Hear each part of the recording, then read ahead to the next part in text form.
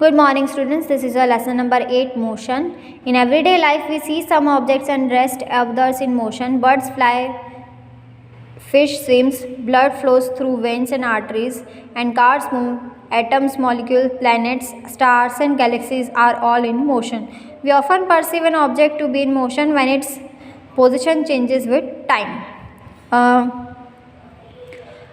हम daily life में जो मोशन होता है, लाइक बर्ड्स जो है फ्लाई करती है, हम मूव करते हैं, फिश स्विम करती है, हमारी बॉडी में जो ब्लड है वो फ्लो करता है, एटम है, मॉलिक्यूल है, प्लैनेट्स है, stars and galaxies are all in motion.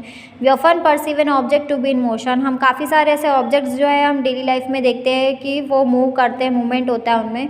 Position changes when with time, और पोजिशन उसकी चेंज होती है टाइम के साथ में. However there are situation where the motion is inferred through indirect evidences. For example, we infer the motion by air by observing the movement of dust and the movement of leaves and branches of tree. जैसे कि हम daily देखते हैं कि trees पर जो या plants पर जो लीव्स होते हैं वो हमेशा मूव करते हैं with the help of air. What causes the phenomena of sunrise, sunset and changing the season? क्योंकि उसमें भी मोशन होता है. Is it due to the motion of the earth? Yes, it is true. Why don't we directly perceive the motion of the earth? An object may appear to be moving for one person and stationary for some other. For the passengers in a moving bus, the roadside trees appears to be moving backwards. A person standing on the roadside perceives the bus along with the passengers as moving.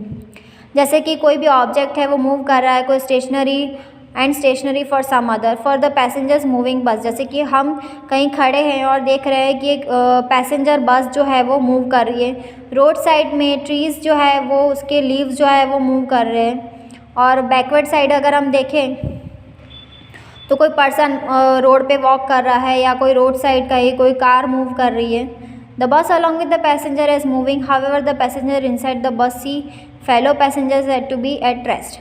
जो हमारे fellow passengers है वो rest moment में है, stationery moment में है, but जो हमारे आसपास जितनी भी चीज़ें हैं वो सब मूव कर रही होती है. जैसे कि रोड है, हम ट्रीज़ देखते हैं बस के विंडो में से तो हमें ऐसा लग रहा है कि ट्री मूव कर रहा है, या हम सन देखते हैं ऐसे विंडो में से तो हमें ऐसा लगता है कि सन मूव कर रहा है. What do this observation indicate? Most motions are complex. Some objects में move in a straight line, others में टेक अ सर्कुलर पाथ. कुछ जो होते हैं वो कुछ ऑब्जेक्ट्स जो होते हैं वो स्ट्रेट लाइन में मूव करते हैं, कुछ जो है वो सर्कुलर पाथ में. Some may rotate and a few others may vibrate. कुछ रोटेट करते हैं और कुछ वाइब्रेट करते हैं. There may be situations involving a combination of this. In this chapter we shall first learn to describe the motion of objects along a straight line. ऐसे object जो सिर्फ स्ट्रेट लाइन में ही मूव करते हैं. We shall also learn to express such motions through simple equations and graphs. कुछ उसके simple equations हैं, ग्राफ्स हैं. Later we shall discuss ways of describing circular motion. और सर्कुलर मोशन में कौन कौन से ऑब्जेक्ट्स जो हैं वो मूव करते हैं. Now this is a 8.1 describing motion. We describe the location of an object by specifying a reference point. Let us understand this by example. Let us assume that school in a village is 2 kilometers north of the railway station. We have specified the position of the school with respect to the railway station. In this example, the railway station is the reference point. We could have also chosen the reference points according to our convenience. Therefore, to describe the position of an object, we need to specify a reference point called the origin. जैसे कि हमने एक location object किया है, इसमें specify किया है. हमें मीन्स हमारे स्कूल के जो पास में नॉर्थ साइड जो है वो 2 किलोमीटर अवे जो है वो रेलवे स्टेशन है. We have specified the position of the school with respect to the railway station. अब हमें जो स्कूल का और रेलवे स्टेशन का जो पोजीशन है वो हमें स्पेसिफाई करना है. In this example the railway station is the reference point. जो रेलवे स्टेशन है वो रेफरेंस पॉइंट है. We could have also chosen the reference points according to our convenience. और हमारे कन्वीनियंस के हिसाब से हम हमारा रेफरेंस पॉइंट जो है वो उसे सिलेक्ट करते हैं. Therefore to describe the position of an object we need to specify reference point called origin. और रेफरेंस पॉइंट को हम ओरिजिन भी कहते हैं. Now you can see here this is the kilometre line. Position of an object in a straight line path. You can see it. O2. This is origin point. Now a person is moved from A to B to C. Then it goes to its origin point. Now the simplest type of a motion is the motion along a straight line. We shall first learn to describe this by example. Consider the motion of an object moving along with a straight line. Object starts from journey O. जब हमारी journey है वो start होती है O means origin point से. Then let A B C represent the position of at different instances. हम उसके जो पोजिशन है हमने वहाँ पर मार्क करके रखा है. A B C पॉइंट दिया हुआ है. At first object moves through C to B reaches A. Then it moves back along the same path and reaches C through B. Now total path length covered by the object OA plus AC, that is 60 km plus 35 km equals to 95 km. This is the distance covered by the object. ये जो distance है किसी object की वजह से cover किया हुआ है. You can see here O to C, that is 25, C to B, that is 10, and B to C, that is 35. Now you can see here. So OA plus AC, that is 60 km plus 35 km, that is called 95 km. Now describe distance. We need to specify only the numerical value and do not the direction and motion. There are certain quantities which are described by specifying only their numerical values. The numerical value of physical quantity is its magnitude. From this example, can you find out the distance from final position C of the object from the initial position O? Yes, क्योंकि O जो है वो initial position है और A जो है वो final position है और C जो यहाँ पर मार्क किया हुआ है that is the first position that object moves. This difference will give you the numerical value of the displacement from O to C through A. O to C से कितना लेंथ है और C to A जाने में हमें कितना time लगेगा, कितना लेंथ है. The shortest distance measured from the initial to the final position of an object is known as the displacement.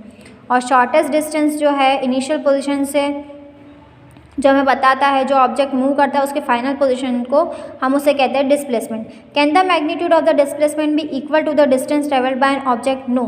Consider the example given in for motion object from O to A. The distance covered is 60 km and the magnitude of displacement is also 60 km. During its motion from O to A back to B, the distance covered 60 km to 25 km, that is 85 km. Now displacement are used to describe the overall motion of an object, its final position with reference to its initial position at a given time. आपको जो time दिया जाता है आप उसमें आपका जो object है वो मूव करता है तो उससे हमें उसका मोशन पता चलता है.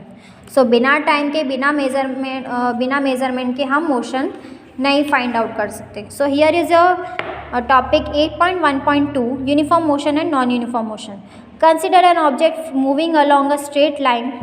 एक ऑब्जेक्ट जो है वो स्ट्रेट लाइन में मूव कर रहा है. Let it travel 5 metre in the first second में वो 5 मीटर मूव कर रहा है. 5 metre more in the next second में वो 5 मीटर और मूव कर रहा है. 5 metre in the third second में 5 मीटर और मूव कर रहा है और फोर्थ सेकेंड में वैसे ही 5 मीटर वो मूव कर रहा है. So as the object covers equal distance and in equals intervals of time. कोई भी ऑब्जेक्ट जो है वो इक्वल इंटरवल टाइम में इक्वल जो डिस्टेंस वो कवर कर रहा है it is said to be a uniform motion. Means जैसे आपकी कार है वो 60 किलोमीटर पर आवर अगर चल रही है then next hour second hour में भी आपका 60 किलोमीटर मीन्स टोटल 120 किलोमीटर उसने कवर कर लिया. Then in the next third hour आपकी गाड़ी ने जो है वो 60 किलोमीटर और कवर कर लिया, दैट इज़ 180 किलोमीटर. तो आपकी कार जो है वो यूनिफॉर्म मोशन में ट्रेवल कर रही है. The time interval in this motion should be small. In our day-to-day life, we come across motions where objects cover unequal distances in equal intervals of time. For example, when a car is moving on a crowded street or a person is jogging in a park. अगर आप किसी crowded street पर जा रहे हैं या कोई person jog कर रहा है आपके आसपास, ऐसे बहुत सारे कुछ ऑब्जेक्ट्स हैं तो आपकी कार जो है वो प्रॉपर मूव नहीं कर पाएगी, प्रॉपर टाइम नहीं ले पाएगी. So that is called non uniform motion कि उस टाइम पे आपका टाइम ज़्यादा लगेगा और कार ठीक से मूव नहीं कर पाएगी. जितना आपको स्पेस कवर करना है वो आपकी कार स्पेस नहीं कवर कर पाएगी. तो that is called non uniform motion.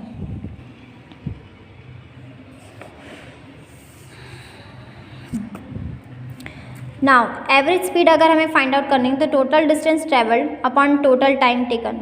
तो v is equal to s upon t. If an object travels at a distance s in time t, then its speed is v. So v is for velocity and s for S for speed and T for time. You can see here. So V is equal to S upon T, total distance traveled, total time taken. Now you can see here is an example 8.1.